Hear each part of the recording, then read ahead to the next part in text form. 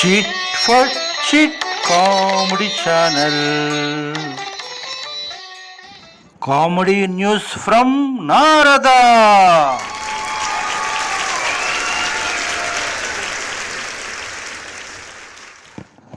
అందరికీ happy friendship day.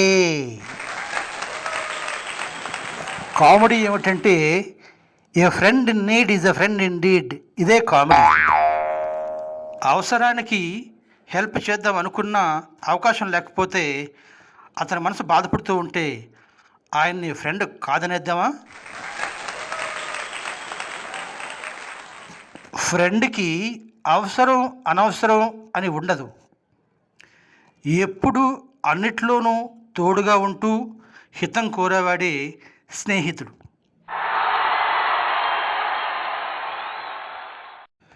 అటువంటి స్నేహితులు ఇప్పుడు దొరకడం కష్టం. అందుకనే మనం ఓ 10 ఏళ్ళు వెనక్కి వెళ్దాం. 2014లో విడుదలైన ఓ సినిమా విక్రమాదిత్యం. ఇది 2024 అంటే విక్రమాదిత్యం సినిమాకి 10 ఏళ్ళు.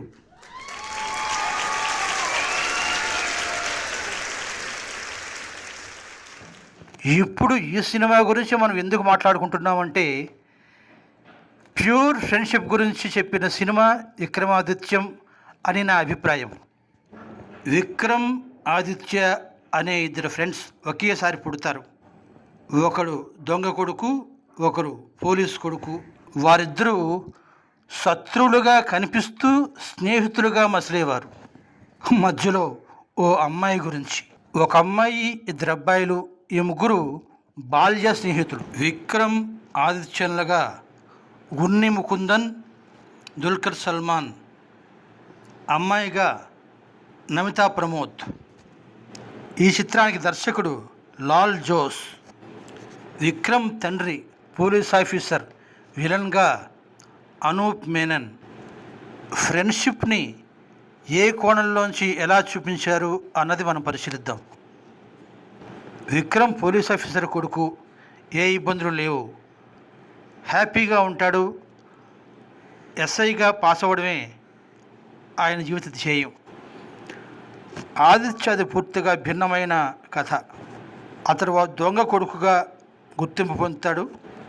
తండ్రి ఆత్మహత్య చేసుకొని చనిపోతాడు. ఫ్రస్ట్రేషన్లో ఉంటాడు. చెడ్డవారితో సావాసం చేస్తాడు. చెడు మార్గాలలో డబ్బు సంపాదించాలనుకుంటాడు. ఆ విధంగా ఓసారి హీరోయిన్కి పట్టుబడతాడు. హీరోయిన్ అడుగుతుంది, ఏం జరుగుతుంది? కొకైనా? నో, నార్కోటిక్స్, మత్తు మందుల జోలికి వెళ్ళాం. బ్లాక్ మనీ అటు ఇటు మారుస్తాం అంతే. నాకు మీలాగా తండ్రి లేడు, నాకు నేనే సంపాదించుకోవాలి. I have to rise my self అని కోపంగా చెప్తాడు. ఇక్కడ మనం గమనించాల్సింది ఆమెకు నిజం చెప్పడం. ఫ్రెండ్షిప్లో మొదటి సుగుణం దాపరికాలు లేకపోవడం. ఆ సమయంలో ఆమె చెప్పిన మాటలు అతడిని మార్చేస్తాయి. అయినా చెడు సావాసాలు అంత వేగంగా మంచిగా మారనియవు. అది కూడా చాలా చక్కగా చూపించారు. బ్యాడ్ పోలీస్ ఆఫీసర్గా మారడానికి నిర్ణయించుకొని పరీక్ష రాసి పాస్ అవుతాడు.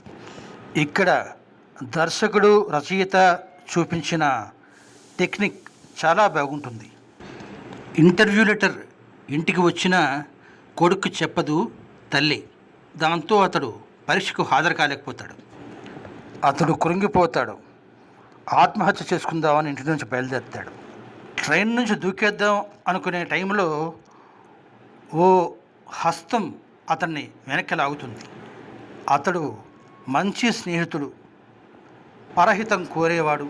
ఆదిత్యని గమనించి వెన్నాడి తన వద్దే ఉంచుకొని ఐపీఎస్ పరీక్ష రాయించి ఐపీఎస్ ఆఫీసర్గా మారుస్తాడు.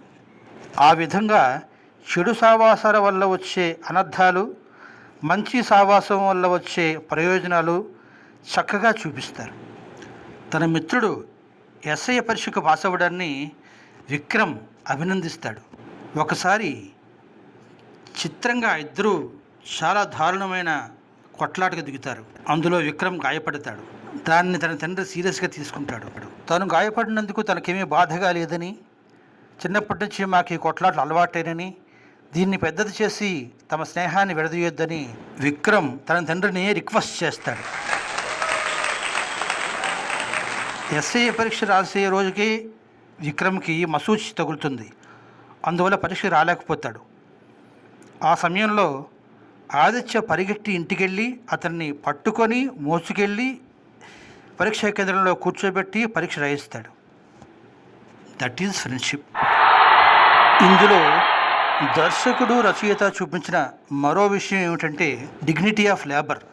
హీరో మంచి స్నేహితుడి వద్ద కుదిరినప్పుడు తాను సిగ్గుపడకుండా ఏ పని అయితే ఆ పని చేసి డబ్బులు సంపాదించడం, ఐపీఎస్ పరీక్ష రాసి ఐపీఎస్గా మారడం హీరోని ఎలివేట్ చేస్తుంది.